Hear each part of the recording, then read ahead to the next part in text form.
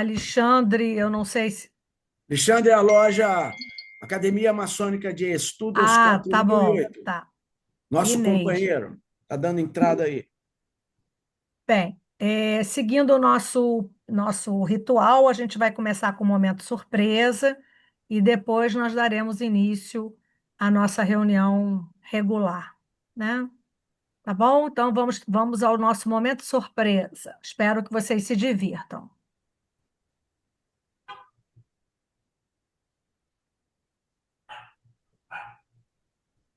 Presta atenção porque é importante isso que eu vou te dizer. Mas como surgiram os talheres que a gente usa no dia a dia? Mas de onde vem esse hábito que faz a gente procurar uma tábua, uma mesa ou uma cadeira só para espantar o mal, batendo 3 vezes? Vem comigo! Exclamação. Vem comigo? Interrogação. Vem, ponto. Comigo, ponto. Neusaldina apresenta Saber não ocupa espaço. Até o século XI, quase todos os humanos do planeta comiam com as mãos, levando pequenas porções de alimentos com 3 dedos à boca. Na Dinamarca, o costume tem uma variante. Eles falam 7, 9, 13 e batem 3 vezes, embaixo da mesa. É uma suposta combinação mágica. O lenço de bolso é um dos acessórios mais antigos de que se tem notícia. Mas foi Maria Antonieta, na França, quem teve a ideia de padronizar o lenço de mão. O termo amarelinha vem do nome francês dessa brincadeira chamada de marelle. O som marelle foi adaptada para amarelo, ganhou o diminutivo e se consolidou como amarelinha. O esmalte de unha, tal como conhecemos, surgiu nos anos 20 e essa descoberta se deve a um ingrediente chamado nitrocelulose. A exposição solar moderada traz a sensação de bem-estar, permite que o corpo produza vitamina D e melhora a disposição. Mas se a fofoca é tão comum, por que ninguém admite que é um fofoqueiro? Muitos cientistas, como antropólogos, sociólogos, historiadores e linguistas, acreditam que a fofoca é uma habilidade humana e tem uma função evolutiva. De tudo isso, uma coisa a gente pode concluir com certeza. Saber não ocupa espaço. Ponto final. Um oferecimento, Neusaldina.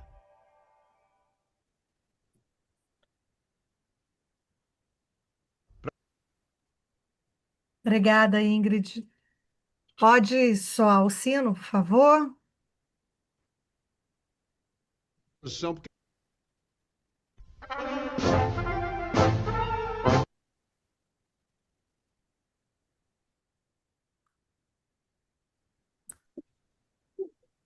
É um momento que eu acho que o sino. Sumiu o sino? Eu acho que, por engano, eu acabei apagando ele. Mas um Tá. momentinho que eu já vou. Não, então vamos aí. O Vamos ao sino. Cândido Eu vai, tenho sino. Cã- Eu Cândido tenho vai ele soar aqui. o Físico, Eu sino. tenho ele aqui, eu tô Pino, vendo. que tem. Eu Tranquilo, tenho. Ingrid. Depois você acha ele Pronto, Já achei. pro... Aqui, ó. Agora, resolvido. Tá bom. Querem? soa só o sino, só o sino. Tá ótimo. Pode. Isso. Há uma saudação ao pavilhão nacional. Bem, nós estamos começando agora a nossa 9ª reunião desse período. E agradeço imensamente a presença de todos aqui. Hoje vamos ter uma palestra mais do que descontraída, uma palestra sobre cerveja, né? Então, vamos nos divertir com essa palestra de um mestre cervejeiro, mas antes de eu passar a palavra para o Cândido, que é nosso diretor de protocolo, para fazer a secretaria também, eu quero ler a nossa oração do Vésper, tá? Para que a gente tenha uma reunião bem agradável.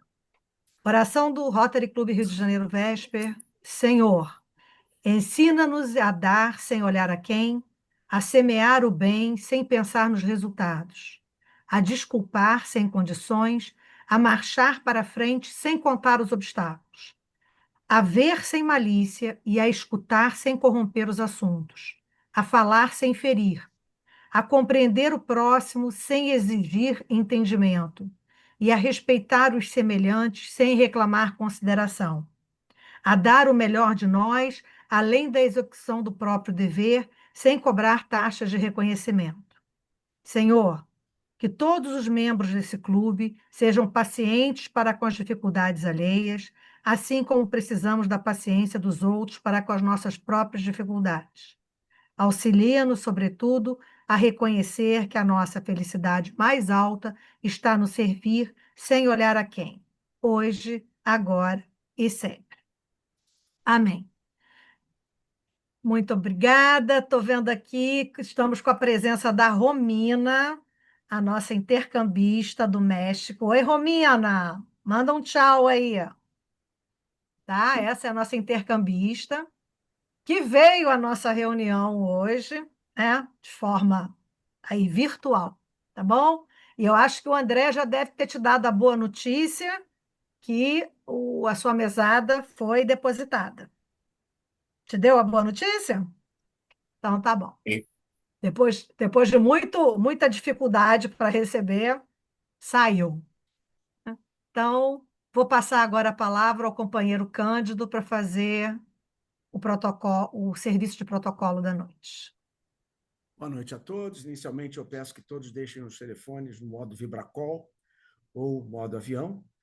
Desliguem eletroeletrônicos que, porventura, possam interferir no transcorrer da reunião, quando começar a palestra do nosso querido Ricardo. Delicie-se com uma cerveja. Acredito que o decorrer da palestra vai ser muito mais suave e salutar. Nesse 14 de outubro de 2025, estamos dando início às 20 horas a mais uma reunião do Rotary Club do Rio de Janeiro, Vesper. O Rotary Internacional ele encontra-se no 120º ano da sua fundação por Paul Pierce Harris, tendo hoje como mensagem presidencial a frase: unidos para fazer o bem. E com aproximadamente 40 mil clubes espalhados pelo mundo, com 1 milhão de associados representativos aproximadamente nesses diversos clubes espalhados pelos vários continentes. O nosso Rotary Internacional é presidido por Francesco Arezzo, do Rotary Club Ragusa, distrito 2110, na Sicília, sul da Itália. O diretor do Rotary Internacional é o companheiro César Luiz Scherer, do Rotary Club Marechal Cândido Rondon, Beira Lago, Paraná, distrito 4640. Nosso governador distrital é o companheiro Claudinei Barros Magalhães, do Rotary Club de Piquete, distrito 4571. E o nosso diretor de protocolo é o companheiro Carlos Isoton.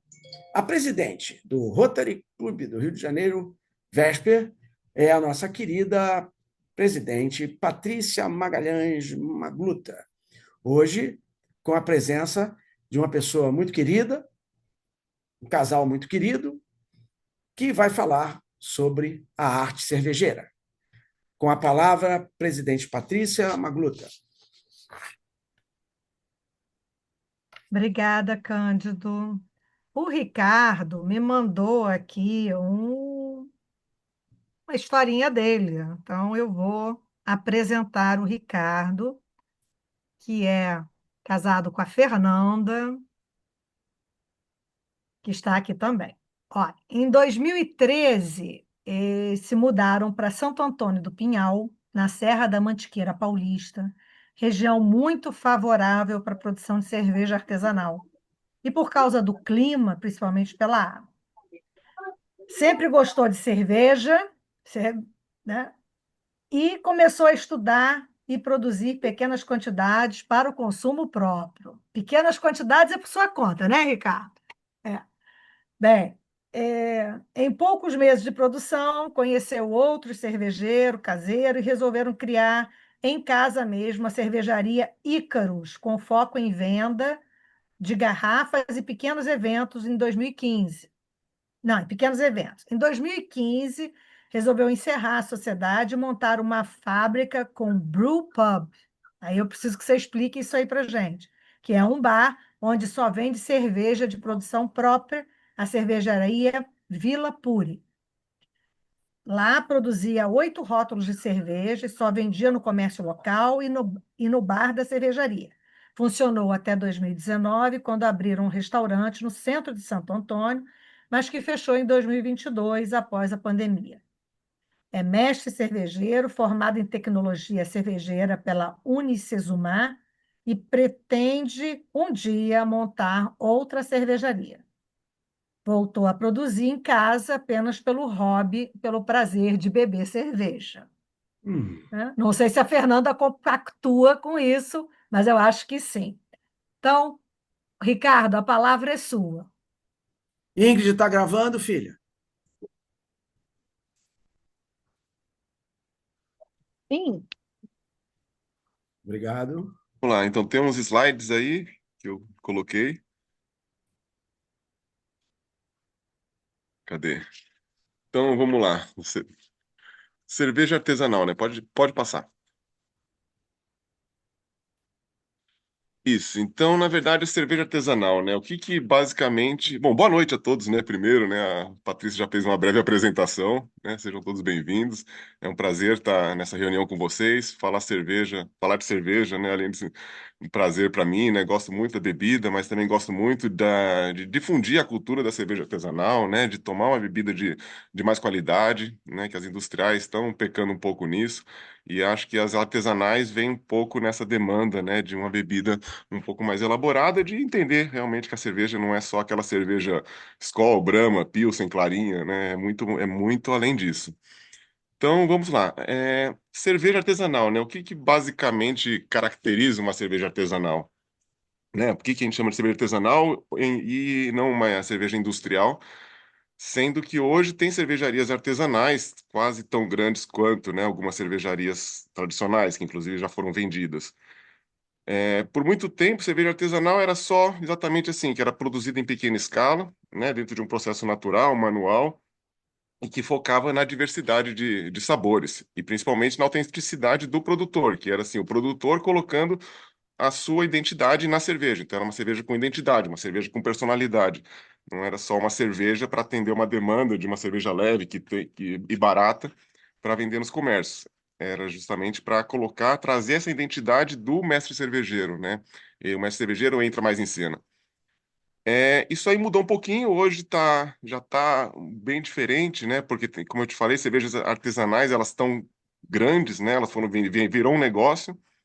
Então, eu acho que o que basicamente hoje difere uma cerveja artesanal de uma cerveja comercial, uma cerveja industrial, é essa identidade dela e a diversidade de produtos que é possível. Uma cerveja, ela pode ser desde clara até escura, marrom, vermelha, verde, preta, né? Pode ter qualquer tipo de fruta, qualquer tipo de casca.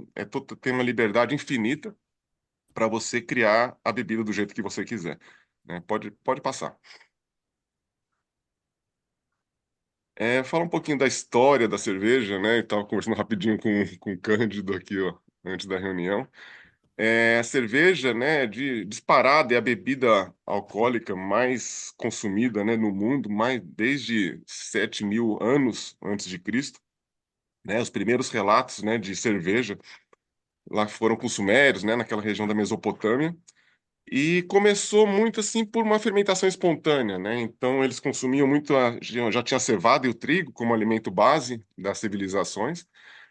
E aí esse trigo e essa cevada eles descobriam que isso daí começava a fermentar, não é exatamente essa palavra, né? Eles atribuíam isso como uma obra divina por milhares de anos, né? Eles chamaram esse processo de fermentação, eles chamaram de God is good, como assim, Deus é bom, né? Isso aí foi mudar só com Pasteur no século XIX. Então a gente está falando de 7.000 anos, eles atribuindo isso a uma mágica, né? Um processo divino da fermentação. Eles não entendiam que existiam micro-organismos. Isso aí durou desde os Sumérios e no Egito, a partir de 3.000 anos, o que que aconteceu? Eles já entenderam que era possível fazer essa cerveja, não dependendo tanto dessa fermentação espontânea, de largar o trigo e a cevada num pote e de repente acontecia a mágica, né? Então eles começaram a realmente a produzir a cerveja deles. Como é que eles produziam se eles não tinham fermento? Então eles usavam o resto de uma outra cerveja e misturavam na próxima leva. Esse era o God's Good dele, que era o nome que eles davam para o fermento. Isso aí durou por milhares de anos, né? Ela foi evoluindo muito, né? A cerveja ela traça um paralelo junto, inclusive, com a história da agricultura na humanidade, eu já vi algumas discussões, né, que coloca assim a agricultura em função da cerveja antes de servir como alimentação, né? Tem uma divergência de alguns historiadores, né, que coloca assim a agricultura veio, na verdade, para suprir uma necessidade da cerveja. E isso daí, e a agricultura já era base, mas a industrialização como é que fala? A produção em larga escala da cevada e do trigo, a domesticação, né, desses grãos todos, veio principalmente em função da cerveja. Essa é uma das teorias, né? Tem gente que discorda, mas é possível a gente entender isso, visto que a cerveja, ela tinha muito valor. Então, eles usavam a cerveja como pagamentos, né, para os operários. A cerveja era também um alimento líquido, por causa da fermentação, era uma bebida é, mais segura do que a água, em muitas ocasiões, né? Porque a fermentação dava uma blindada um pouco em alguns micro-organismos. E nas festividades, principalmente nos mosteiros. Então, quando chegou ali 800, no ano 800, já depois de Cristo, né? Então, a gente está falando, já passou já uns 5.000 anos.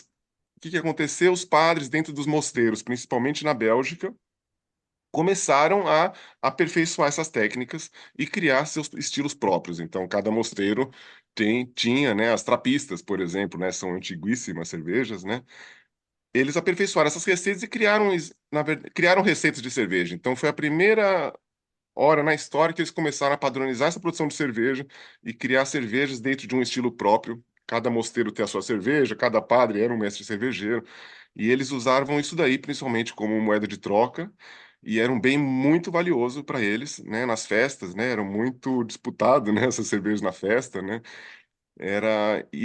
bom, outra coisa, a bebida, a cerveja, né? A gente fala de cerveja, não tem nada a ver com a cerveja que a gente conhece hoje, né? A gente fala de cerveja, acho que ela é gelada com espuma desde sempre, né?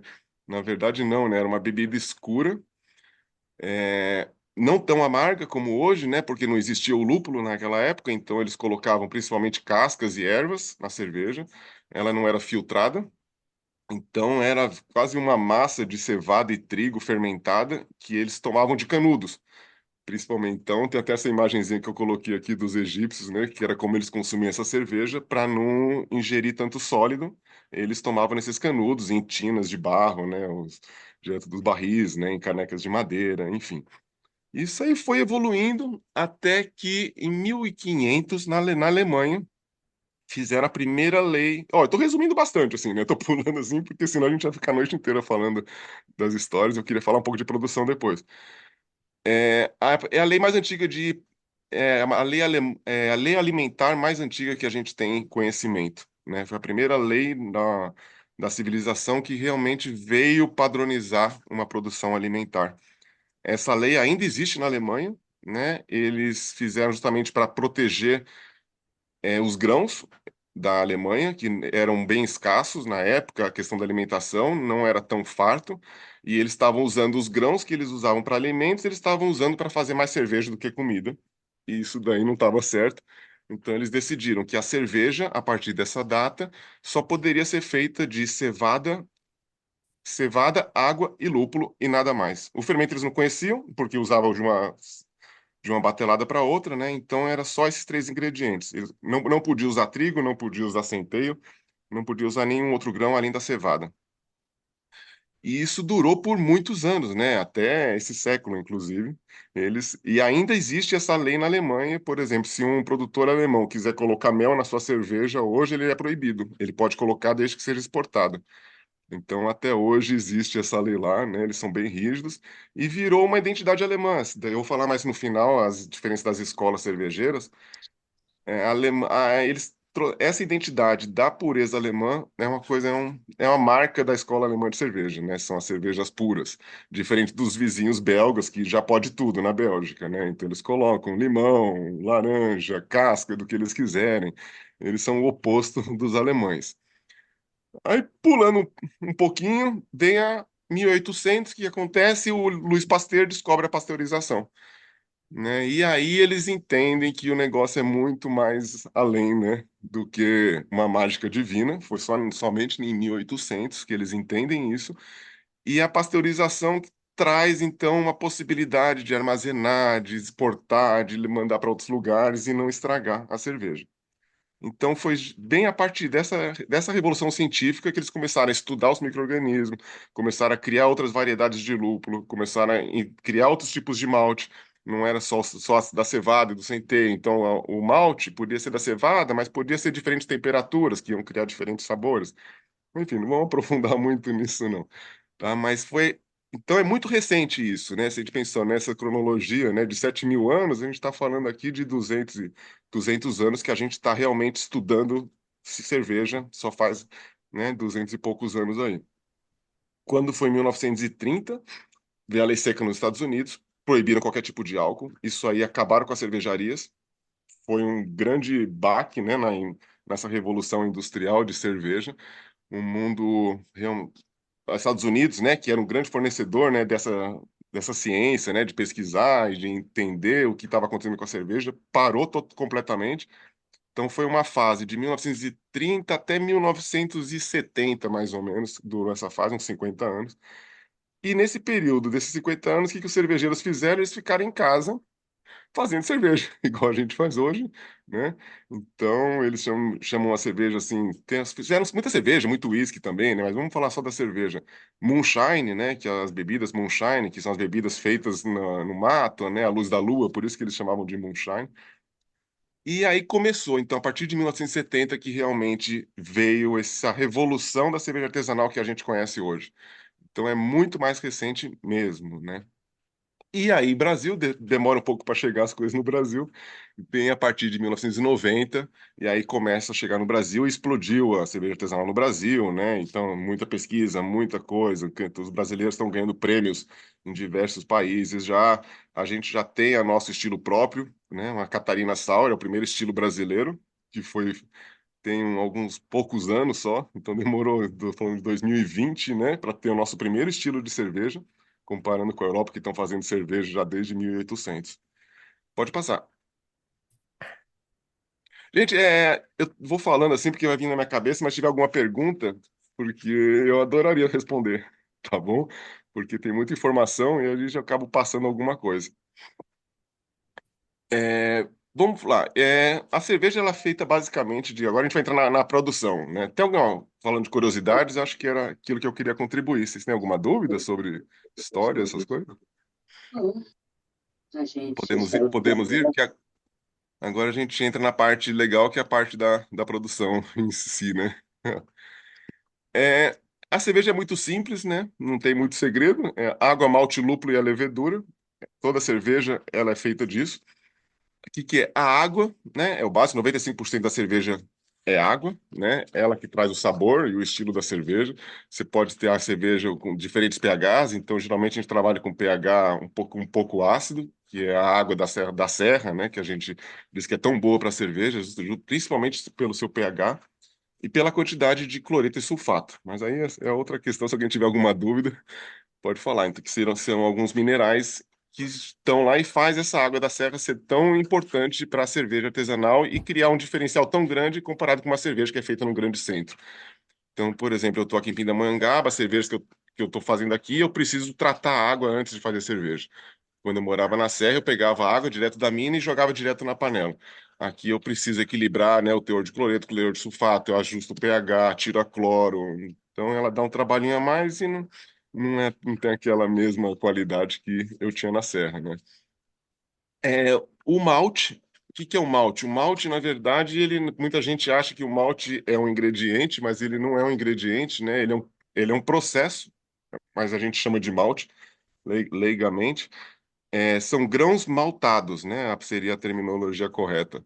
Então a gente tem o malte de trigo, o malte de cevada, né? O malte de centeio, o malte de aveia, o malte de milho. Então todos os grãos podem ser malteados. O que que é o malteamento do grão? Você pegar um grão, coloca esse grão para germinar. Quando ele começa a germinar, ele é seco. Então ele começa o processo de germinação para despertar algumas enzimas e algumas proteínas, e aí seca e usa para fazer cerveja. Diferente de um grão que não foi germinado, ele ainda não tem essas enzimas. E se não tem as enzimas, eu não consigo converter os açúcares, né, com essas enzimas. Eu preciso das enzimas para converter esses açúcares. Então é diferente de eu pegar uma cevada não maltada, não vai virar cerveja, porque o fermento não vai ter açúcar para produzir o álcool. Então a cevada tem que ser maltada. Mas tem receita que a gente faz uma mistura de grãos maltados, grãos não maltados, né? Então essa é uma principal diferença. O que que o malte traz? O malte traz a cor da cerveja, principalmente. Então ela pode ser um tom, pode ser uma cerveja mais escura, com a cevada torrada. Ela fica stout, por exemplo, as porters. Pode ser um grão avermelhado, então cristalizado, então ele carameliza. Então na hora que vai germinar e secar, antes de secar, eles põem um pouquinho de água, coloca no forno, ele dá uma leve caramelizada. Quando eu uso esse malte na cerveja, ela fica avermelhada, por exemplo, né? E aí a gente vai fazendo essas misturas, essa é a grande alquimia. Então tem infinitas possibilidades de mistura desses quatro ingredientes, água, malte e lúpulo, porque tem uma infinidade de variedades com essa evolução, né, principalmente da internet, estão criando diferentes maltes, diferentes processos. Todo dia a gente ouve falar de maltes novos, de outros, de maltearias criando outros processos. Lúpulo, então, é mais do que todos, eu acho, né? Tem número, tem lúpulo que é só número hoje, né? Os americanos são bons para fazer isso, né? Eles criaram uma infinidade de lúpulos. A gente já fala isso na escola americana, mas a grande virtude dos americanos, a contribuição dos americanos dentro desse movimento, foi justamente pesquisa científica, principalmente em lúpulo e levedura. Eles desenvolveram uma infinitas variedades de lúpulo e levedura dentro dos laboratórios das universidades americanas, fugindo um pouco daquele tradicionalismo europeu, né, que não vamos mudar porque a gente faz isso há vários mil anos, então a gente não muda. Os americanos são opostos, né? Eles não querem fazer o que eles já fazem, né? Eles estão querendo sempre mudar. Então faz isso um mês, no mês seguinte eles já querem fazer diferente. Eles não, né, não têm essa sede por mudança, o que é saudável nesses processos, por exemplo, né, quando a gente está falando de criação de bebidas novas. A levedura, ela acompanha o grão. Então, cada cerveja tem a sua levedura, não é uma levedura única. Se eu quiser fazer uma cerveja de trigo, é uma levedura. Se eu quiser fazer uma cerveja, uma IPA, é outra levedura. Uma cerveja que eu vou focar mais no malte, é outra levedura. Então, eu vou adaptando a levedura ao meu estilo de fazer cerveja. Na minha cervejaria, eu gosto muito de criar o fermento, né? Por exemplo, no pão, a gente tem o levain, que a gente cultiva o fermento, e a gente tem uma cultura própria, vira um terroir, por exemplo, da cervejaria. Então, o que que eu fazia? Eu cuidava da minha levedura, era uma levedura única, que eu cultivei ela, ela foi se adaptando ao meu estilo de braçagem, e eu tinha essa cultura de levedura que eu conseguia usar essa mesma levedura para todos os estilos de cerveja. Então, a identidade da minha cervejaria, né, que eu mais vendia, né, que eu gostava muito, era o trabalho com a levedura, mais do que com malte e lúpulo, tá? E era dentro da escola americana, então eu gostava sempre, é difícil eu repetir receitas, tem um problema de ficar repetindo a mesma receita, eu gostava sempre de mudar, então umas eu colocava mais frutas, outras menos, outras, mas a levedura era sempre a mesma, era a única coisa que não mudava, que era a minha levedura e ninguém tinha aquela levedura. Ela acabou virando a levedura da Vila Puri. E o quinto, que é o que junta tudo que eu falei no começo, que é a paixão, que é o que diferencia tudo, que é o que vai fazer eu ter a mesma receita. Se eu fizer a cerveja e você fizer outra cerveja, vão ser cervejas completamente diferentes, apesar de ter os mesmos ingredientes, né, o mesmo lugar, a mesma receita, não vai ter como ficar a cerveja igual. Isso aí vem da paixão do cervejeiro, quanto que ele gosta de cerveja e está em busca dessa perfeição, né, naquele processo. Vamos lá, mais um. Tá muito rápido, gente, que eu vou falando assim, não sei o que. Então, tô tomando cuidado para não ficar chato, né? Porque tem muita coisa técnica, assim, a gente acaba, às Tá vezes, muito bom, confundindo, Ricardo, muito bom, tá? Tivemos. muito bom. Bom, lúpulo, não sei se todo mundo conhece lúpulo, né? Mas no Brasil começou há pouco tempo o cultivo de lúpulo. Ele é uma trepadeira. Principalmente, os maiores produtores de lúpulo hoje estão na Europa, né? Apesar dos americanos serem grandes contribuintes, mas ela precisa de clima bem frio. E na Europa lá é perfeito para eles, né? Eles criam, são umas trepadeiras, crescem 6 metros de altura nas fazendas de lúpulo. E por que que a Alemanha é um dos principais? Porque eles focam em um tipo de lúpulo só, né? Eles chamam de um Hallertau, né? Então eles não têm tantas variedades de lúpulo quanto os americanos, que cultivam mais em laboratório. Então os alemães, os europeus, principalmente os alemães são grandes, são os maiores produtores do mundo em lúpulo, são os alemães hoje. Eles cultivam principalmente um tipo, para fornecer para as Pilsen dele, que eles adoram aquelas cervejas claras, as Munique, as Helles, né, as Pilsens, esse é o foco deles. E a cerveja não é tão amarga, eles precisam de muita quantidade de lúpulo, né, porque não é tão, como fala, refinada igual os lúpulos americanos. Então tem um número que a gente chama de alfa-ácido. Quanto maior o alface, menos lúpulo você usa. E esses alfaces alemães são muito baixos, então eles precisam de uma grande quantidade de lúpulo nas suas cervejas. A cevada. Eu fiz só um exemplo aqui, né, da cevada, a diferentes cores que a cevada pode ter depois que ela fica torrada, né, fica malteada. Então vocês vão ver ali embaixo, né, ela mais escura, mais avermelhada, mais amarela. Então, como eu te falei, infinitas possibilidades. Muitas cervejarias fazem cada uma faz o seu processo de malteação. É possível também, né? Eu queria diversificar ainda mais a minha produção, é eu comprar cevada e eu fazer o malteamento do meu grão segundo a minha receita. Então é um outro diferencial das cervejarias. Mas que no Brasil não tá tão comum ainda. Porque é muito recente essa onda no Brasil, então tudo está acontecendo ainda, né? As primeiras plantações de lúpulos, a gente está falando agora, né? Tem 10 anos as primeiras plantações de lúpulos no Brasil. Na Europa eles estão plantando lúpulo há 300, 400 anos, né? E as leveduras? Tem infinitos tipos de levedura, mas dois tipos principais que dominam o mercado são as leveduras líquidas e as leveduras secas. Eu acho que basicamente é isso.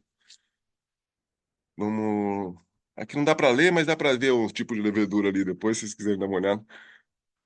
Vamos ver. Bom, o processo. Resumidamente, assim, porque aqui dá para ficar umas horas falando só desses itens aqui. Deixa eu ver, tem uma pergunta aqui. A cor influencia no paladar da cerveja, o tempo de consumo?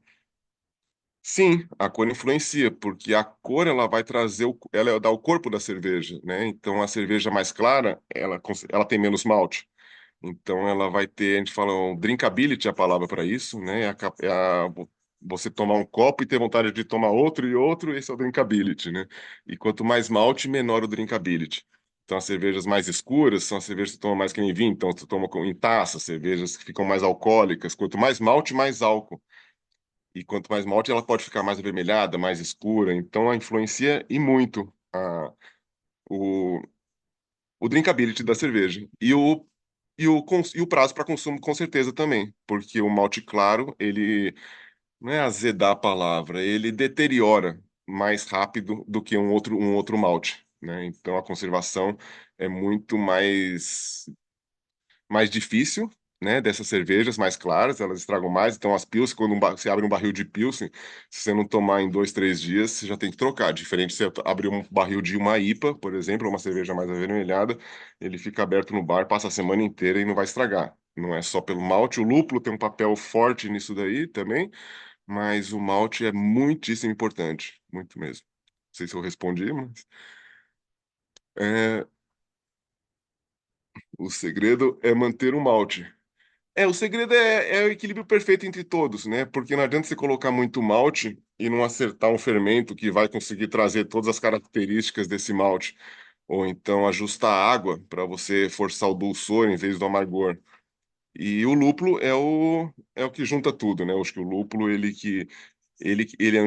é um conservante natural, né? As IPAs, né? Inclusive, elas foram criadas a partir de excesso de lúpulo em cervejas que estavam viajando em navio. Eles começaram a colocar exagerada quantidade de lúpulo nessas cervejas e descobriram que esse era um conservante. Então ela vai junto com o malte também, os lúpulos, tá? Vamos lá, então. A produção. Na próxima lá tem algumas fotos que aí dá para entender mais.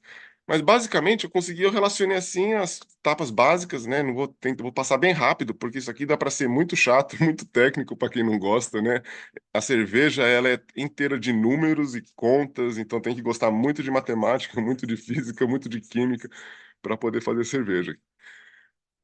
Moagem. Você pensou em produzir cerveja para navio, essa cerveja? Com certeza, com certeza. Manda colocar a cerveja em barris de madeira, né? Essa que é a brincadeira, né? De colocar, para ele fica chacoalhando dentro desses barris de madeira durante a viagem. E ela vai trazendo aquele amadeirado junto com muito lúpulo. Deve ficar uma coisa incrível, né? Fazer uma cervejaria num barril. Vamos pensar nisso daí. É, Moagem, então a primeira coisa é você pegar o grão do malte, né? Da cevada maltada, triturar. Não tritura muito, ela só para quebrar a casca, porque a casca ela também é usada na filtração da cerveja. Ela é filtrada dentro da panela, né? Pelo próprio malte. A cerveja artesanal, a gente não usa filtro. Então, o filtro que a gente usa é a cama de malte, então a casca ela não pode estar muito quebrada para poder fazer essa filtração. E dentro desse grão tem esses açúcares que são tão importantes, né? Que é dali que as leveduras vão converter esse açúcar em álcool.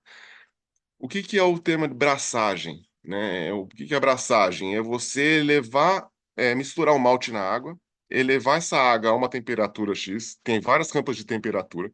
Cada temperatura ela ativa um tipo de enzima e cada enzima vai produzir um tipo de açúcar diferente dependendo do que eu quero para a cerveja.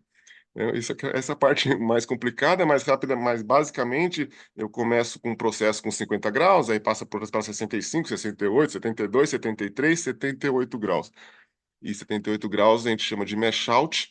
Eu desligo o interruptor da enzima, inativa todas as enzimas e a cerveja já dá para passar para a próxima etapa, que é a fervura. Então, durante a abraçagem, eu vou definir principalmente o teor alcoólico, a cor o, o teor alcoólico e a cor, tá? Eu vou definir nessa abraçagem. Na fervura, eu vou definir o amargor e o aroma dela.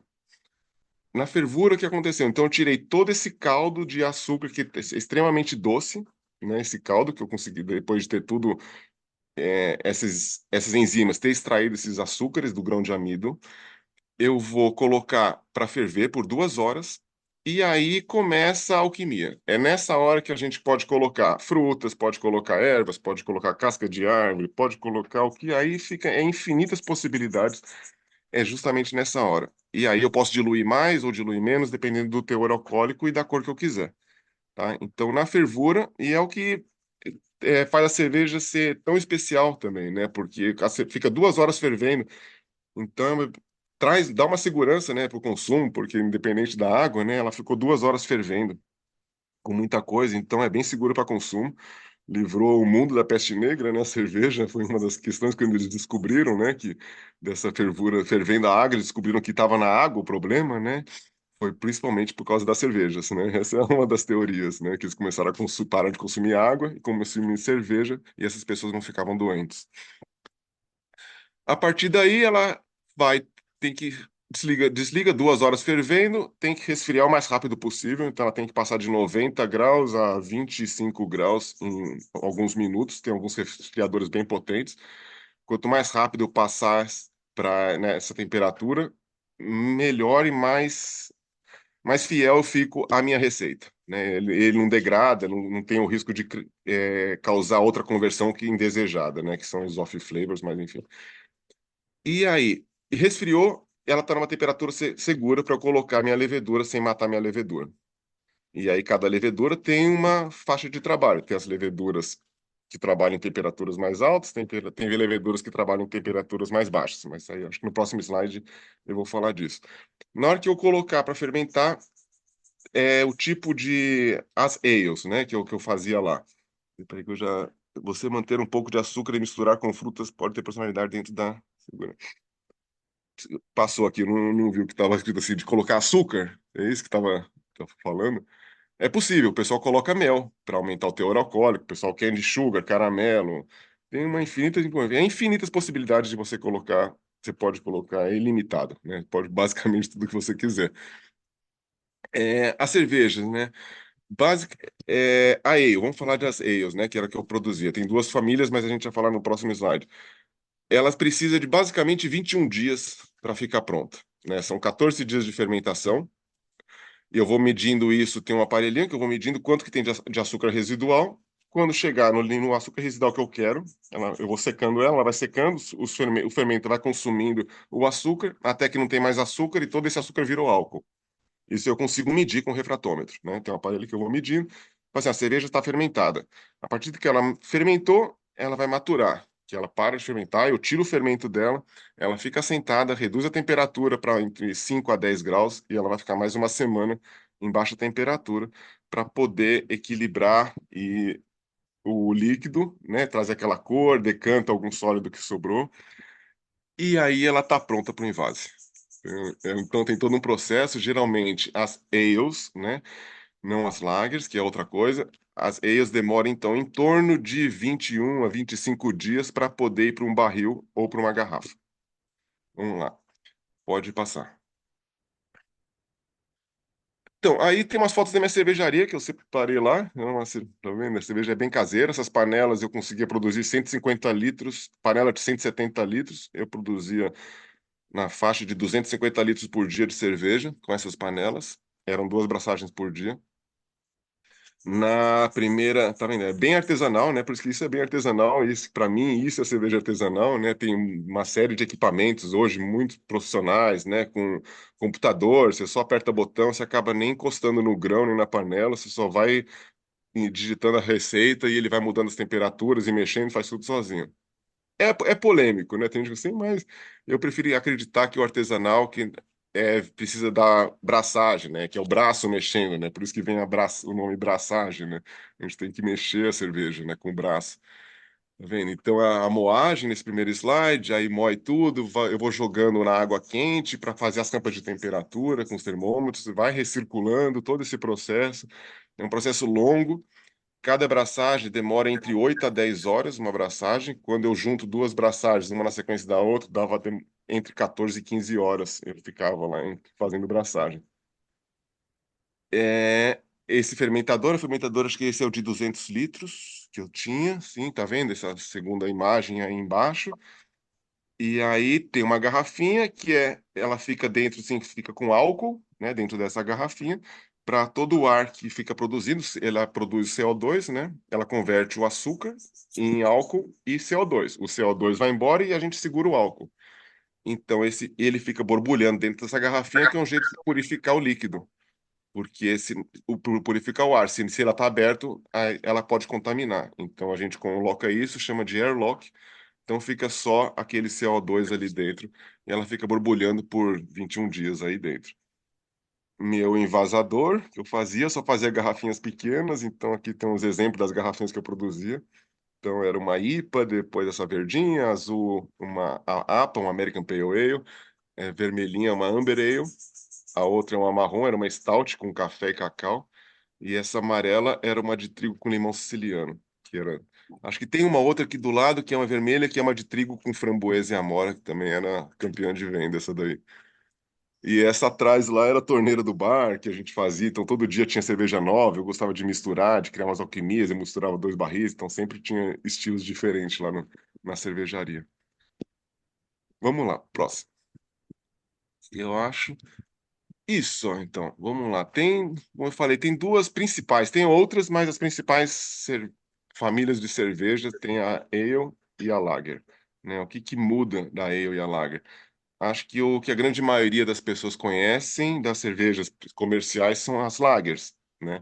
Que são aquelas mais leves, as cervejas mais alemãs. A alemã, a escola alemã faz muito lager. Então, aquelas Pilsen bem clarinha, que toma de canecas grandes, né? E toma muito, né?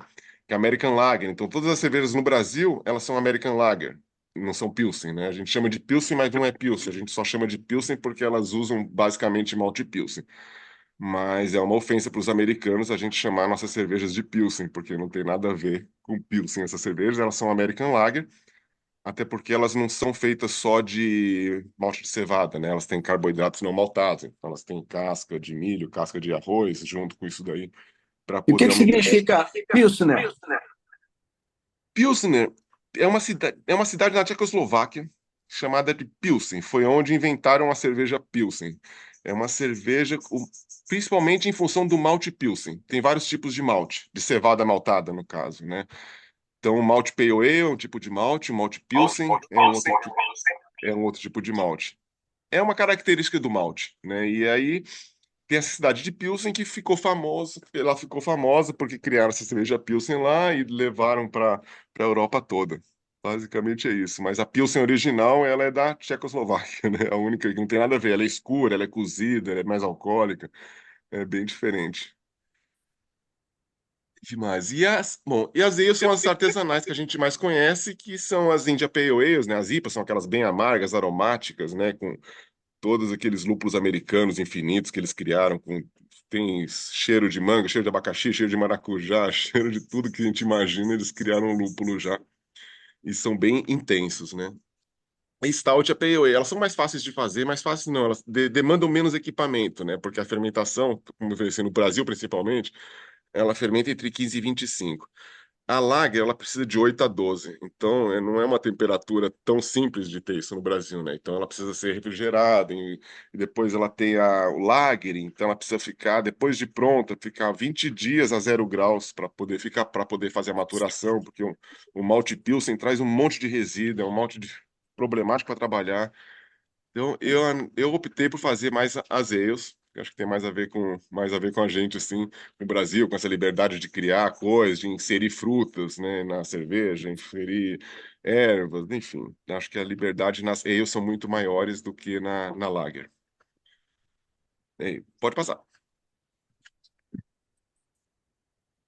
Bom, temos 4 principais escolas de cerveja hoje que dominam, né, o cenário das cervejas artesanais. A escola alemã, a gente já falou um pouquinho dela, mas a principal dela, que a gente mais conhece, é a Pilsen, na verdade, a Pilsner, né? Pilsner é um estilo, né? Então eles chamam de Pilsen, mas eles chamam de Pilsner é um estilo internacional que eles definiram como Pilsner. Mas é a Weiss, a cerveja Weiss, que é aquele aroma de cravo com banana típico, né, das cervejas de trigo. Isso daí é o fermento que traz essas características para as Weiss. E a cerveja alemã ficou bem conhecida pela Weiss e pelas Pilsens, pelas Muniques, Helles, né, pelas Oktoberfests, então exatamente por isso, e pela lei da pureza alemã, então não é uma cerveja que você vai encontrar muita coisa misturada. Você quer uma cerveja mais tradicional, é a escola alemã. E a escola belga já vai completamente oposto disso, então eles pegaram a Weissbier alemã e fizeram a Witbier.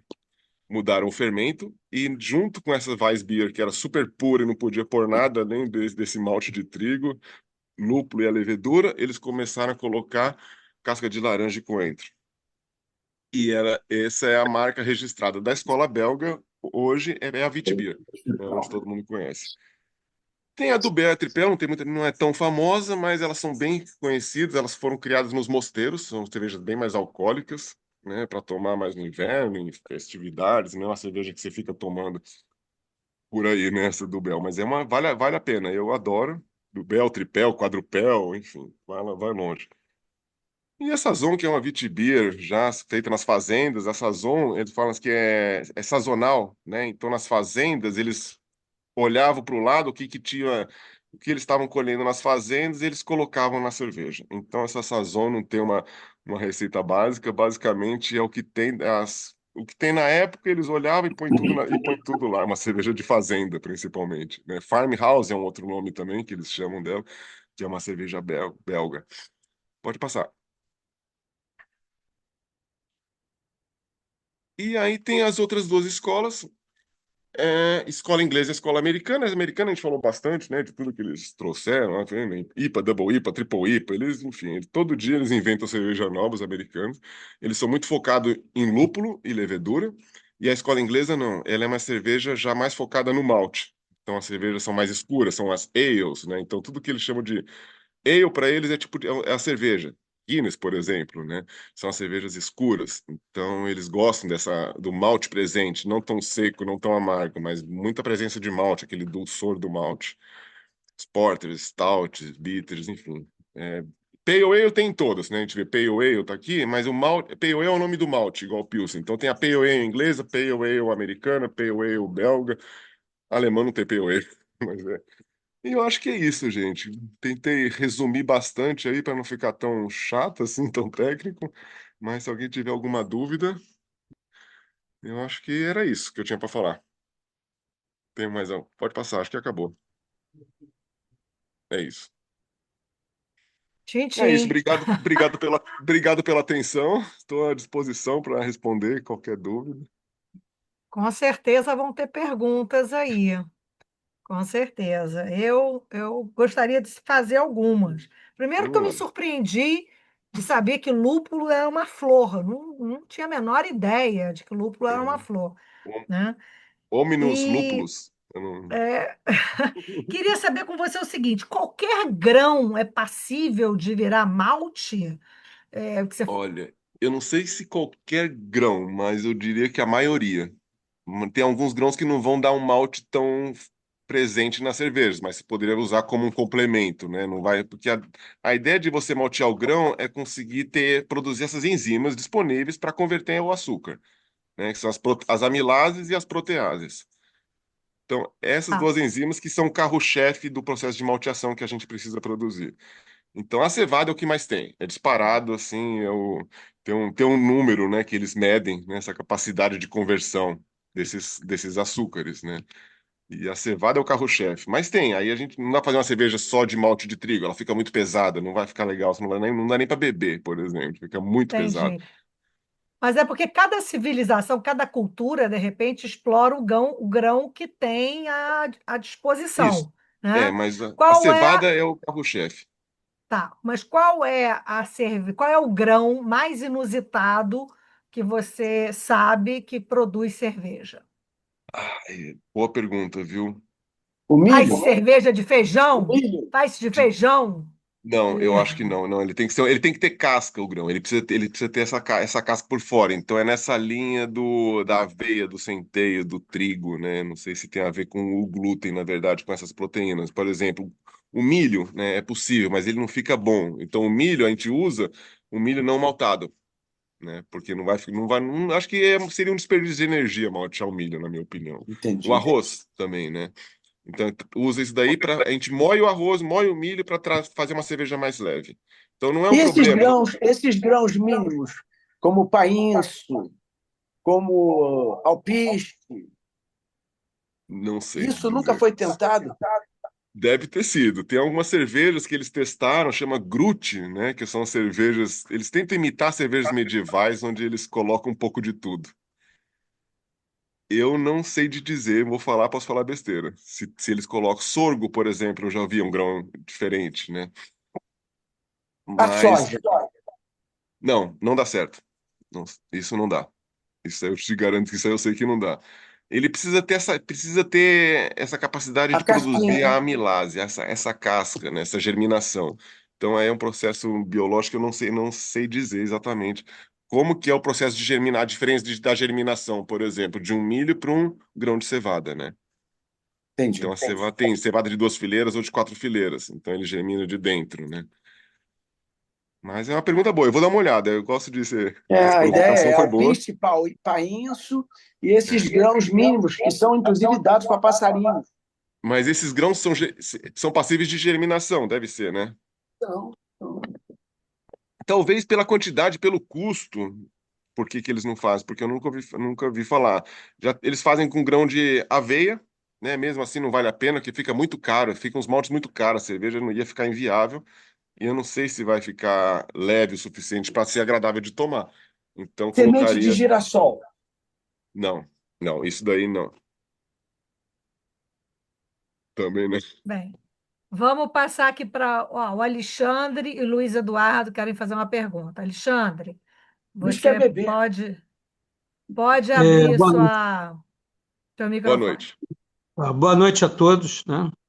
Boa noite. Ricardo, existem algumas situações que você foi bem assim explicativo na tua experiência. Por Uhum. exemplo, você tem uma divisão entre barril e a garrafa, é o Sim, tempo de sobrevivência da cerveja. sim. Dentro disso daí, você analisou o que é a qualidade do gosto, né, da sofisticação que influencia entre a garrafa e o barril e o tempo de duração. E outra pergunta também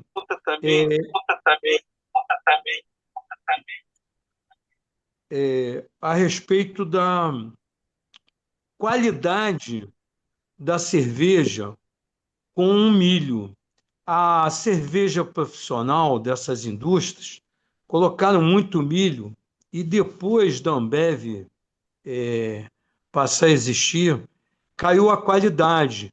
Quando havia a indústria na disputa de mercado entre a Brahma, a Antártica, né, ela tinha uma qualidade ou por causa da água ou por causa do segredo da fórmula, como ela era feita. E eles padronizaram, só tem a venda de rótulo, mas a cerveja no fundo é a Uhum. mesma. A única diferença é a Heineken, o processo de produção. O resto é tudo igual. O que Sim. muda é a qualidade da água, né? A água por exemplo, da Itaipava, que é na Serra, como você falou, ela é de uma excelente qualidade, diferente aonde é colocada a da Ambev, que é na parte do Rio Guandu, né, em Campo Grande. O que que acontece? Essa cerveja industrializada, ela perdeu a qualidade, né, aonde eu acho que os cervejeiros, na sua infinidade de qualidades, elas conseguiram um grande mercado. Sim, E não estou sabendo aproveitar o tempo de utilização e adequação ao gosto. Tem vários gostos, mas a durabilidade é variada. Então, essa pergunta do barril e da garrafa, eu acho que interfere muito. Até por exemplo, no processo de viagem de um navio, que foi o que fiz a pergunta, ele uhum. pode ter uma duração muito maior, de repente, no barril, se ela for com malte acima do normal, né? Isso é uma experiência que pode ser feita. Então, bom, vamos lá. Tem uma diferença, assim, quando a gente fala de cerveja artesanal, a cerveja tem a ver com, a gente fala de pasteurização, né? Então, as cervejas artesanais, por exemplo, as pequenas, vamos falar das pequenas cervejarias, né? Não as artesanais que já estão gigantes. As cervejas, elas são vivas, elas não são filtradas, então elas continuam elas continuam um processo de refermentação quando a gente embarrilha ou envasa essas cervejas. No meu caso, por exemplo, da minha cervejaria, a única diferença da garrafa para o barril era o vasilhame, né? Porque a gente fala assim que tem um, o pessoal chama assim que o chopp, né? O chopp ele é vivo e a garrafa é pasteurizada, mas dentro desse mundo, dentro do artesanal, muitas cervejarias optam por não pasteurizar as cervejas. Então, a cerveja de garrafa nada mais é do que um chopp engarrafado, pensando assim, legalmente falando. Então, nesse caso, se tiver a sanitização exatamente igual dos dois processos, a durabilidade vai ser a mesma, né? O que muda, né, a quantidade de ar, por exemplo. Então, você vai ter que ser bem criterioso, porque na garrafa ela vai ter uma pequena quantidade de ar. No barril, ela pode ter um pouco mais de quantidade. Então, só que em função da quantidade de líquido, você consegue preservar ela mais. Mas dentro das condições perfeitas de armazenamento, uma cerveja dentro de uma garrafa ou dentro de um barril, né, em condições ideais de armazenamento, os dois mantidos, elas deveriam ter a mesma validade. Diferente de uma cerveja enlatada, que é o que está acontecendo hoje com as artesanais, que ela descobriu nesse processo. Então, as garrafas nas artesanais estão falando que elas vão acabar, né? Então, a maioria das artesanais estão enlatando as suas cervejas, justamente pensando nessa durabilidade dela, né? Elas conseguem preservar muito mais as características dela quando ela é enlatada do que quando ela é envasada numa garrafa, por exemplo. Porque tem muitas variáveis na garrafa, né? Desde a tampinha, desde o processo, é inserido, né, um tubo dentro da garrafa para poder encher sem espuma, ela é cheia de baixo para cima. Então tem uma série de variáveis que a garrafa tem e que o barril não tem, por exemplo. E a lata é o ideal, é perfeito para isso tudo, né? Então essa pergunta assim da garrafa para o barril depende muito se ela é pasteurizada, o tipo de garrafa que ela é usada, o tipo de barril. Então tem muitas outras variáveis que a gente precisa considerar, tá? Com relação ao milho, né? O milho ela virou um estereótipo, né? Cerveja com milho, né? De ser cerveja ruim, cerveja aguada. E na verdade não, né? Porque o milho, dentro da produção artesanal, ele é muito bem-vindo, o milho na cerveja, né? Ela traz alguns estilos, eles colocam, a receita já tem o milho, né? Eles colocam fubá, por exemplo. A cerveja fica mais clarinha, ela fica mais leve. Mas tem que ser assim, é aberto, né? Não vai falar que a cerveja é puro malte e você vai colocar milho. Então, é uma cerveja já feita para isso. É um grão, como qualquer outro, e é possível usar, mas de uma forma mais honesta, né? Não como a gente está acostumado hoje na cervejaria, sendo enganado, né? Achando que está tomando cerveja só com malte. Na verdade, é uma culpa da legislação hoje, que a legislação brasileira, diferente de alguns outros países, ela permite uma quantidade enorme de grãos não maltados na cerveja. E sem declarar a quantidade. Então, eles põem um monte de coisa, a gente nem sabe, eles não são obrigados a declarar o que estão indo na cerveja, que é diferente. Aí você fala da Heineken. Eu sou fã da Heineken, eu só tomo Heineken, por exemplo, por causa disso. Porque é uma cerveja, assim, principalmente o fermento dela, acho que é o diferencial maior da Heineken é o fermento, é um fermento único, é um fermento que vem da Holanda, quando vai criar uma outra planta da Heineken, ele vem esse fermento, ele vem um mestre cervejeiro de lá com esse fermento, inocula na planta aqui e leva de volta. O processo dela é todo diferente, a forma de fermentação é toda diferente. É desenhado a fermentação para ter essas garrafas verdes e não âmbares, então isso muda a característica da cerveja. A Heineken ela tem um defeito, e esse defeito virou a qualidade dela. Ela tem um cheirinho típico, assim, que a gente chama de defeito. Off flavor é o nome para isso. E esse defeito nela, entre aspas, é um diferencial dela hoje. Entendeu? É o que faz ela ser diferente das outras, né? Eu adoro Heineken. É assim, é a única cerveja que eu consigo tomar várias e não acordar com dor de cabeça no dia seguinte, além das artesanais. Então, eu sou suspeito para falar da Heineken. E a outra pergunta que eu estou lembrando sobre a questão de colocar malte, né? O que acontece? Quando a gente coloca malte, mais malte aumenta o teor alcoólico. Então, com certeza, ela vai durar muito mais. Quanto mais álcool, maior a durabilidade dela. Mas o que mais faz a cerveja não estragar é o lúpulo. O lúpulo é o grande ator nesse cenário aí de conservação da cerveja, né? O lúpulo veio justamente, essas cervejas lupuladas, na conservação da cerveja.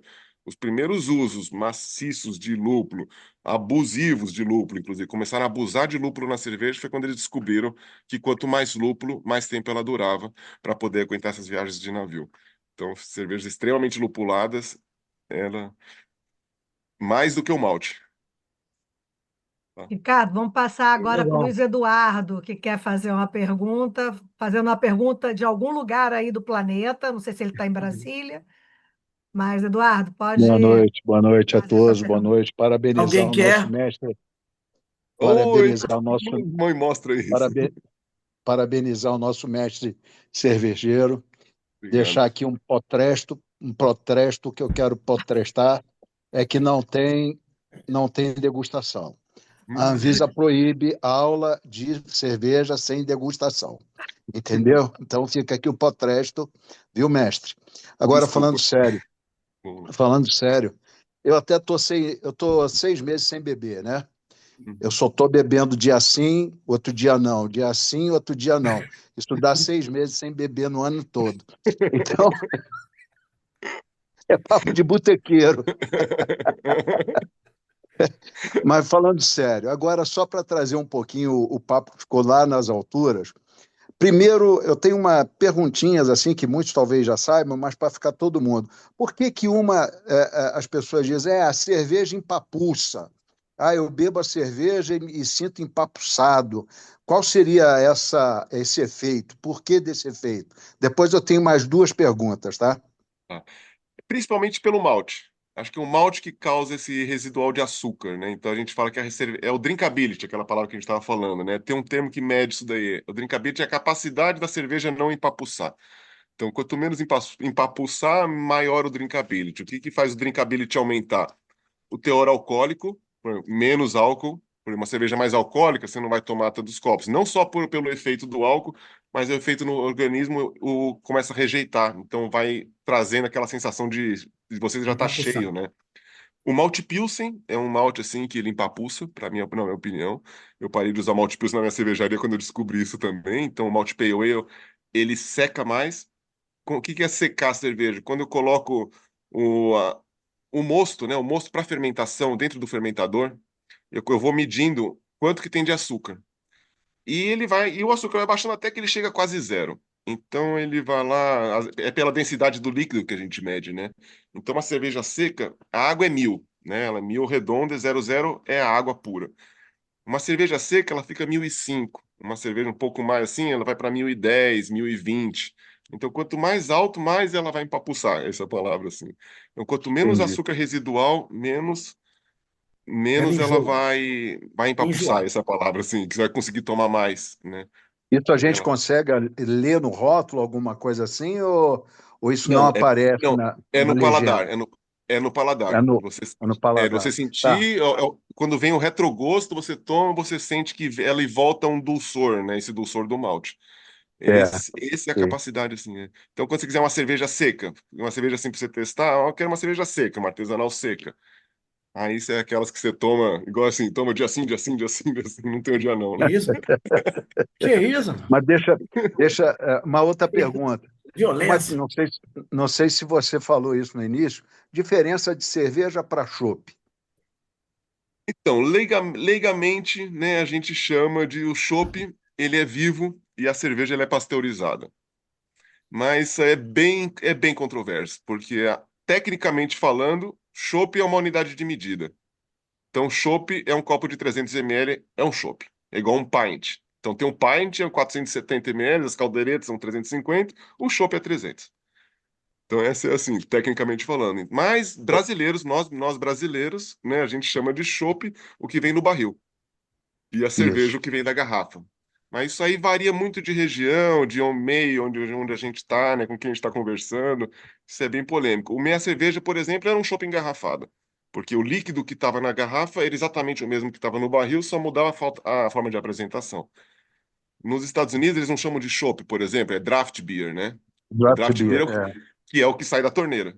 A gente não tem uma palavra para isso, né? Chopp tap beer, né? Alguma coisa, chopp bebida da torneira. A gente não tem essa palavra, então a gente usa o chopp. Quando sai da torneira é chopp, quando sai da garrafa é cerveja. Mas isso entendi. é meio. Perfeito. É isso. Outra coisa para terminar, você deu uma palhinha antes na resposta anterior, né? É, às vezes a gente, de novo, papo de botequeiro.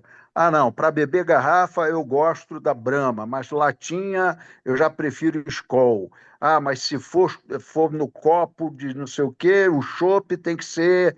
Existe essa diferença do mesmo sabor da mesma cerveja? Você falou, por exemplo, da Heineken. Heineken foi um nome criado em Minas, né? Você sabe. Então, o que que acontece? Sabe disso, né? Não, não sei. Lá vai. Não, vocês não sabem disso? Ah, Não, não sei. você é mestre cervejeiro e não sabe das Não bobeiras de sei. bar? Essa eu Então, quero, fala aí, conta pra gente aí, Luiz. essa eu quero ouvir, viu? Não, é sério isso, gente. Eu vou ter que contar essa besteira. Vocês vão me Vai, fazer pagar esse mico. vai. Dois mineiros conversando. Ô, compadre, rapaz, você viu a chuva de ontem? E estavam bebericando, né? Rapaz, aquela chuva choveu forte demais, uai. É, mas é muito raio, raio demais da conta. Caiu até o raio no Manelzinho. Caiu o raio em quem? Pronto, daí saiu a cerveja. Essa eu não conhecia. Essa eu vou anotar aqui É o agora. Heineken. Boa, boa, boa. Pô, vocês têm que beber Vou mais beber em cerveja, função viu, disso, bicho? certo? Vocês têm que beber mais cerveja. Vocês são tão na teoria. Eu sou Parabéns. prático.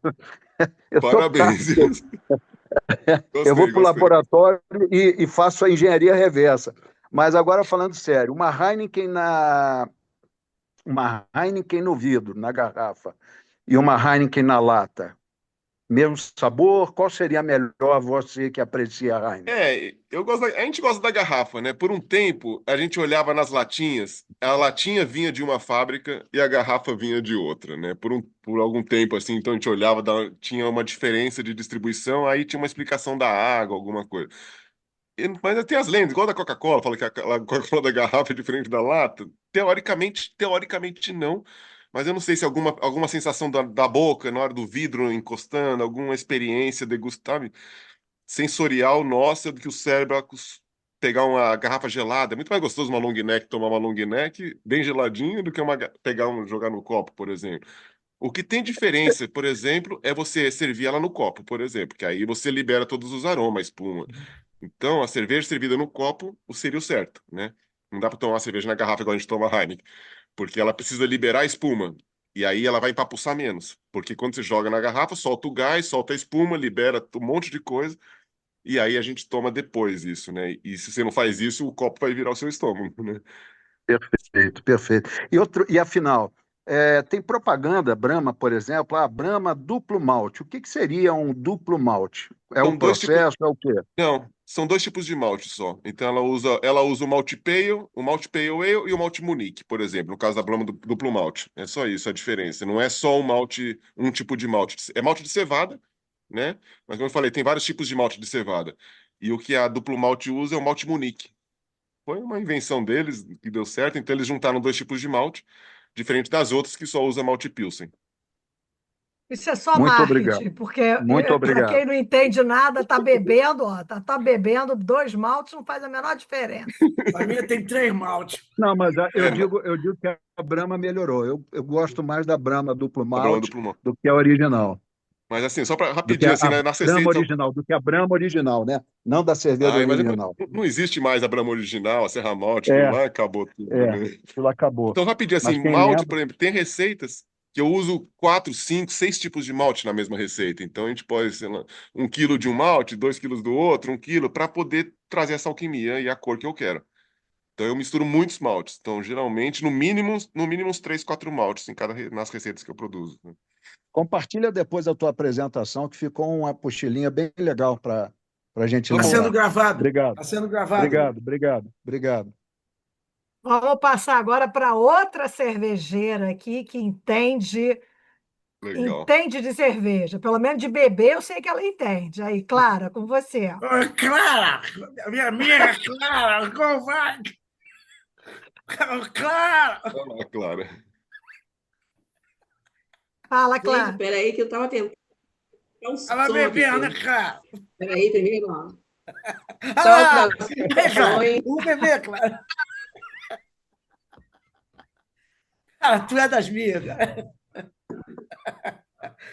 Ela Vamos não lá, tem mais palestrante. condição de conversar. Tudo bom? Vai ter uma rodada Vamos de conversar. salamina daqui a pouco. Eu vou participar aí. Oi. Eu vou participar aí dessa campanha da caravana da degustação, tá? Vamos. Muito boa a sua apresentação. A presidente tem já. Pelo menos voltado. 10 perguntas. 10 perguntas minhas já foram respondidas aí, mas sobrou uma.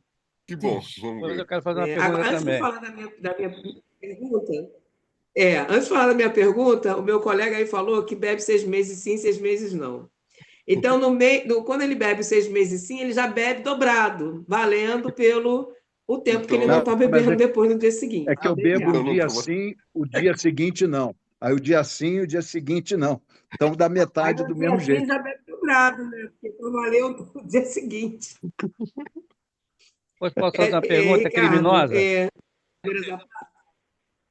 aí, Vladimir, deixa a Clara fazer a pergunta dela, depois eu passo para você.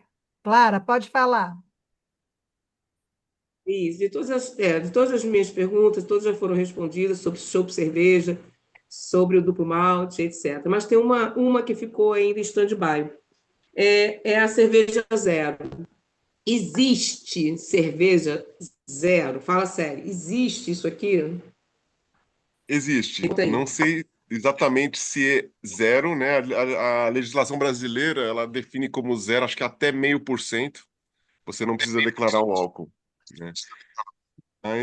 Mas deveria ser zero, né? Essas cervejarias, as industriais, elas usam uma enzima para acabar com o álcool, né? Porque na verdade a cerveja ela é fermentada. Não existe um processo de fermentação que não gera álcool, né? Então ele vai gerar um álcool, só que aí precisa de algumas enzimas para neutralizar esse álcool. Só que tem alguns, por exemplo, a Heineken eu sei que ela faz isso, mas ela sempre vai ter um álcool residual. Acho que 0,00, acho que teria que ver para crer, viu? Porque é contra o processo de fermentação, né? Então, por mais que você consiga neutralizar, é um processo natural de geração de álcool, né? Mesmo alguns tipos de refrigerante, as kombuchas, né? Sempre vai ter, fala que é zero álcool, mas não é zero álcool, né? Sempre tem um residual que é o processo natural de criação. Isso daí. Que me falaram assim, Clara, é zero. Eu falei, caraca, mas se eu beber uma caixa vai dar zero? Eu quero saber lá no bafômetro, meu querido. Vai dar zero? Não, né? Pô. Se tomar uma não é caixa, essa pergunta, Clara. se tomar uma caixa, eu tenho dúvida. Obrigada pela Essa... informação. Obrigada mesmo. Obrigado você. Posso agora? Pode, Mas Vladimir, quando você pode for tomar fazer. uma caixa, convida, viu? Eu quero perguntar para o mestre cervejeiro se realmente é um crime que eu cometo, que eu tenho amigos, tipo o Leopoldo, que quer me matar por causa disso. E às vezes eu faço um trabalho alquimista de quando sobe aquela cervejinha na geladeira, normalmente em lata, chega no dia seguinte, eu boto uma água mineral com gás e vira um refresco legal. Isso é muito criminoso? Que isso? Nem um pouco, né? Assim, Esse cara é louco. Nem Fica um pouco, né? gostoso. Tira o microfone dele, por favor. Jogar fora que é um desperdício, né? A experiência não vai ser tão Justamente, é isso agradável que eu assim. penso. Mas, por exemplo, quando Corre do conforme. a cerveja está muito quente, coloca gelo dentro da cerveja e toma rápido para não dar Isso, água certo. mineral com gás fica maravilhosa. Tem Ela gente que está dilui, botando exatamente. metanol. Tem gente que está Abraço, botando mestre, foi um metanol. prazer.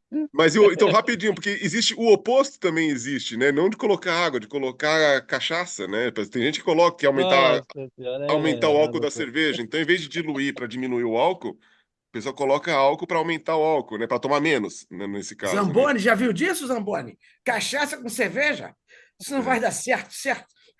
Então a pessoa quer tomar Tem, uma coisa mais alcoólica, cerveja, e vai tomando com a cachaça para ir tomar menos. Toma menos cerveja, no caso. Seria uma É Eu nunca estratégia. vi alquimia, essa, não. alquimia. Mas Eu nunca vi essa, não. É uma dica aí. O dia que você, em vez de tomar. Ô, Delfos, fala alguma coisa de tem mais, cerveja, Delfos. tem mais uma pergunta aí, que é o companheiro Lélio. Lélio, pode fazer sua pergunta. Olá, obrigado, presidente. Boa noite a todos. Boa noite. Companheiro Ricardo, só aqui não é pergunta, é mais uma satisfação em revê-lo. Talvez vai ser novidade para muitos aqui. Eu também sou mestre cervejeiro e formado na mesma universidade que você. Ah, A que gente legal. se esbarrou por aí e talvez a gente não tenha se encontrado e feito amizade, mas agora Deus está nos proporcionando aí como companheiros, mas temos Que a mesma legal. formação na mesma universidade. Que Um grande legal. abraço aí. Abraço. É a palestra com duplo mestre. Tem duplo O malte aqui negócio com tá duplo ficando mestre. bom, rapaz. O Ricardo, ele foi gentil, porque talvez ele pode conseguir um emprego na Bembev e tal, mas duplo malte, gente, é duplo marketing, né? Então, como ele mesmo disse, a maioria das cervejas são 4, 5, 6 maltes, então As seria artesanais, né? sexto As artesanais. malte. Então é duplo marketing. Mas foi muito bom, prazer revê-lo, uma satisfação muito grande, companheiro. Prazer foi meu. Presidente Patrícia, A Ana Lúcia acho que foi embora porque ficou revoltada porque não teve degustação. Mas tá ela cobrando, tá falou. falando que quer te encontrar, porque vai ter que ter degustação. Tá um negócio sério aqui. Então, olha, Ricardo, muito obrigada pela sua apresentação. Sempre é um assunto, a gente tenta trazer assuntos diversos, diferentes para o clube, né? E essa da cerveja, com certeza, é um assunto inovador em reuniões de Rotary. Então, muito obrigada, muito Obrigado a carinho, você. Fernanda. E a Fernanda falou no chat que você começou como cervejeiro, mas entrou antes na panificação, né? Sim, sim. Começou com a panificação aí. Ainda Então, faço pães ainda, gosto muito. Eu gosto da fermentação em geral, né? Então eu gosto não só de queijo, sei lá, cervejas, iogurtes, tudo que tem fermento é comigo mesmo. e deixa eu aproveitar e te perguntar: você conhece algum produtor de cerveja artesanal aqui no Rio que talvez se interessasse em ser um expositor no bazar? Pensa nisso, depois você me fala. Tá, tem muitos, mas agora vamos É, pensar. Rio de Janeiro pode ser. tem muito cervejeiro no Rio, mas é que eu não tenho tanto contato com o Rio de Janeiro aqui, né? Que a gente tem Entendi. contato mais com São Paulo. Mas tem muitos. Você procurar alguma associação, a Serva. A Serva é uma associação de cervejeiros, né? Tem no Brasil inteiro. Seria um caminho, né? Alguns clubes de cervejeiros artesanais. Eu vou procurar, porque de repente é um expositor interessante, Sim, mas né? procura cervejarias pequenas, assim. Esse que é a minha dica, assim. É, Cervejarias é. pequenas. Eu Micro vou fazer cervejarias, né? isso. Vou Legal. achar algum, vou achar. Nós já temos um expositor de vinhos portugueses, aí quem sabe uma cerveja vem bem, é bem interessante. Com Então, certeza vai ter. pessoal, vou achar, vou achar. Companheiro, vamos, estamos chegando ao fim dessa nona reunião. Cândido quer fazer a estatística da noite? Perfeito. Então, primeiro, belíssima reunião, uma reunião leve, fermentada por um ingrediente de um carinho muito grande pela empolgação que o palestrante desenvolve. É uma coisa que transcende a cerveja para várias fermentações. Também uma agradável surpresa do Lélio ter convivência com ele. e que foi uma palestra muito envolvente, porque ele passou de forma muito lúdica, muito tranquila, e todo mundo pôde entender, principalmente a palavra malte, né? Porque eu tinha sempre a ideia que o malte era um grão especial e que não é nada disso, é apenas uma questão de temperatura. Nós tivemos 18 pessoas em reunião, exatamente fechando um horário de 1h15, de forma agradável e muito gostosa. Fica aí realmente a degustação.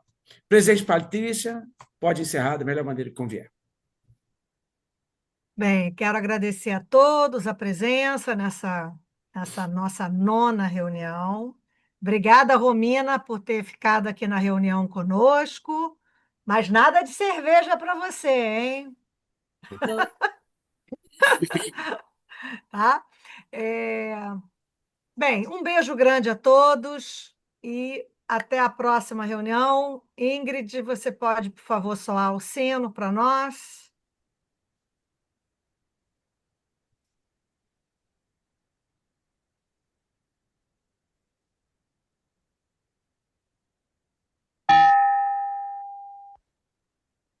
Boa noite, gente. Muito obrigado. Boa noite. Eu só esqueci de falar com o pessoal que a criação aí do banco de cadeira de rodas está em vento em popa, com o Laborato e a Neide, fechando os últimos detalhes aí da criação desse banco do Rotary Club Vesper. Tá bom? Beijo a todos. Até a próxima. Boa noite a todos, Beijo, companheiros. boa noite. Jorge Amorim Delfos. Ok, Boa Delfos, noite. obrigado. Tchau. Ingrid, obrigado pelo trabalho. Boa noite. Boa noite a Beijo, todos. beijos, Boa beijos. noite, Obrigada, boa noite. Ricardo. Boa noite.